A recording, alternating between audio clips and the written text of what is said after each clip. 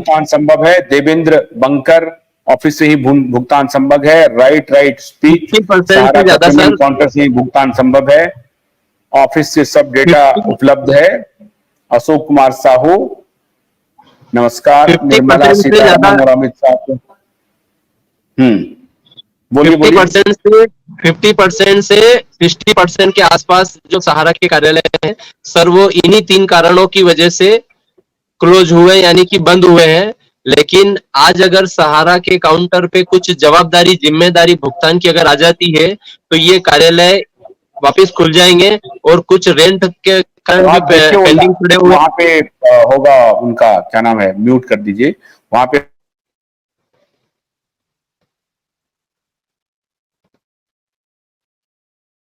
Ashutosh sir, आपका mute हो गया है। हाँ, उनको फोन मिलाइए, अभय को फोन मिलाइए कि वो कहां पर हैं अभी। अगर वो जंतर मंतर पर हैं तो वो वहां से लाइव जुड़ सकते हैं। हाँ नारायण बोलिए। सर, काफी कार्यालय इन्हीं 3 कारणों के कारण बंद है। अगर सरकार सहारा के काउंटर से उसको जिम्मेदारी देती है और भुगतान या प्रक्रिया यानी कि वेरिफिकेशन काम अगर स्टार्ट होता है तो शायद ये सारे कार्यालय वापस खुल जाएंगे। अच्छा, अब आपको लग रहा है जब हम लोगों ने ये दबाव बनाया, जनता की अदालत लगाया और कल पार्लियामेंट में जब निर्मला सीतारमण ने बयान दिया तो कुछ आस जगी है कि हाँ पेमेंट मिलेगा? मान बिल्कुल लीजिए सर, 4 लाख लोगों को। सर आज तो जगी है सरकार। फिलहाल में मैं आपको एक बात क्लियर कर दूं सर, सरकार बार बार संसद में बात को उठा रही है कि हमने 4 लाख लोगों को भुगतान कर दिया है।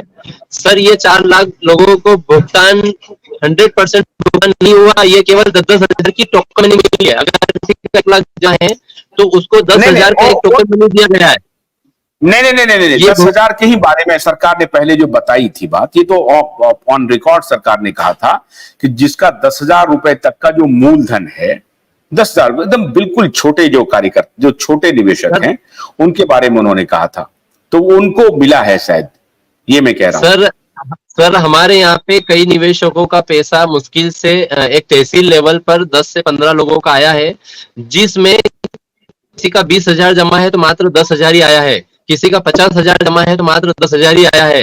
और 10,000 देखकर आप उस निवेशक 100% भुगतान की आप बात रख रहे हो कि भाई इतने लोगों को हम भुगतान कर दिया। एक मिनट रुके ना, ये तो बहुत अच्छी बात है ये आपने कहा। देखिए, ये इसीलिए कहते हैं निवेशक से सीधे बात करने पर कुछ जानकारी अच्छी मिलती है। अब जो आपने अभी कहा कि जिनका 50,000 है उनका 10,000 आया, जिनका 40,000 है उनका भी 10,000 आया, इसका मतलब है कि वो सरकार के डेटा में फिट हो गया है।